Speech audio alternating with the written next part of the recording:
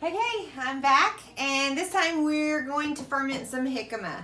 If you don't know what jicama is, it starts with a J, silent.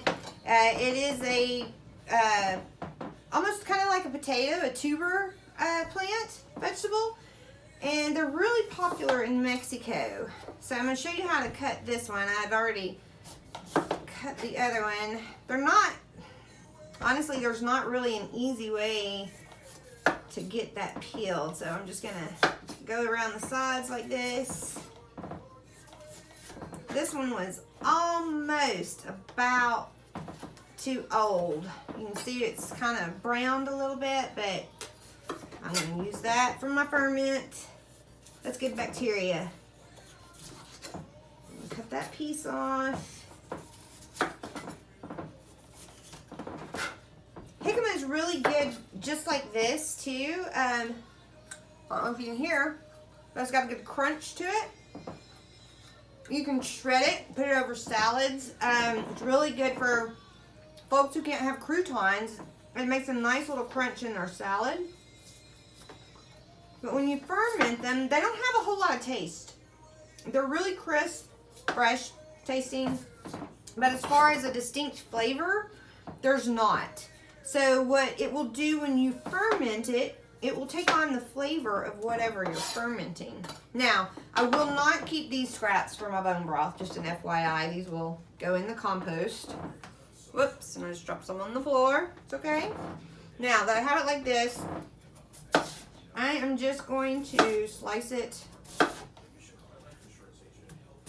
this way. Whoop.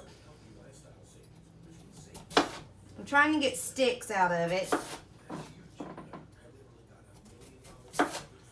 And I get nervous at the bottom. And then I'm going to just flip these over so I have a bottom now to actually work on. And I'm just going to cut these into sticks.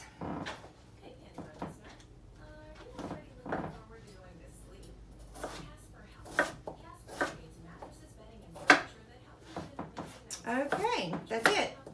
So, I do love purple onions with jicama, so I think I'm going to chop one real quick to have with it. Let me slide this over. I'm out of jars, so I'm going to have to just use a big jar.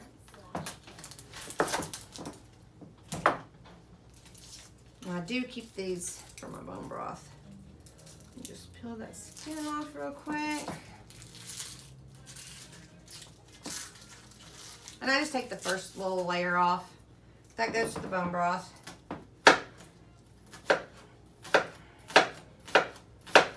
And then little slits all around the onion. And it's flat like this. Doesn't have to be even or perfect. And then when you chop it, it's already pretty much sliced and diced.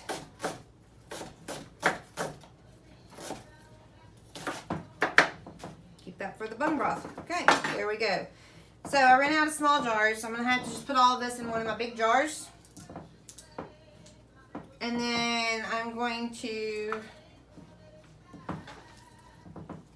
put the onions in here. I think I want some garlic too. And some horseradish. I'm just going to put the rest of my stuff in here. So I had some horseradish. Whew, my eyes is fixing to start crying. Horseradish, garlic, cilantro, purple onions, and why not? We'll just do some lemon too. Okay, now for these, I'm just going to shove all in the bottom. And it doesn't matter where you put all of the goodies. You can put those at the top if you want. I just find that they stay under the brine better if you put them at the bottom, and the liquid will still get to every single one of them, no matter where it's at in the jar. Same thing with the carrots. These are going to be a really quick ferment. As soon as you start to see the brine cloudy up, they're ready. So about a week. Sometimes in Texas when it's really hot, it takes, it didn't take as long rather. It would take 5 days and it would be cloudy. So just keep an eye on them. And I do have one jar over there. I knew I couldn't fit all of it in one, so I went ahead and got this big one. But if they don't all fit, Might have to put it in that other jar. Whoop. Broke it, but that's okay. Just shove it in there. It'll eat just fine.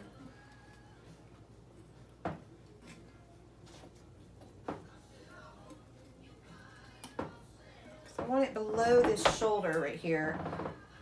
So I'm going to start trying to use some of these smaller pieces.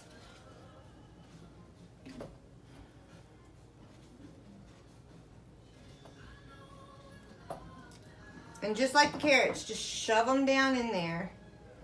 And they will actually do a pretty good job of holding themselves under the brine. You won't have to put a weight on it.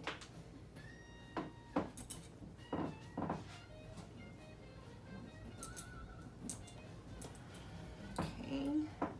I think this one is just about jammed full.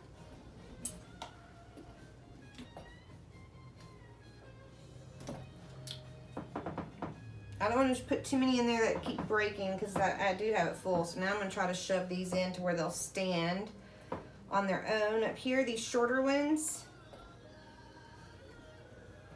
And I might, yep, I'm going to have to take and tear that piece off.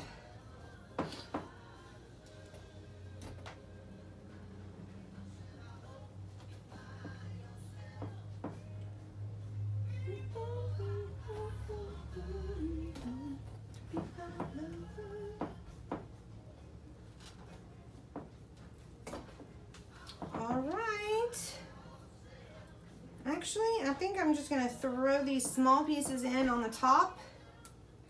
Top them with an onion weight for those little pieces that do want to float up.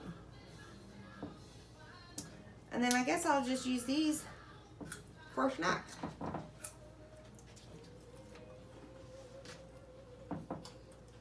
Okay, is that going to fit? Yep. And then give this a stir.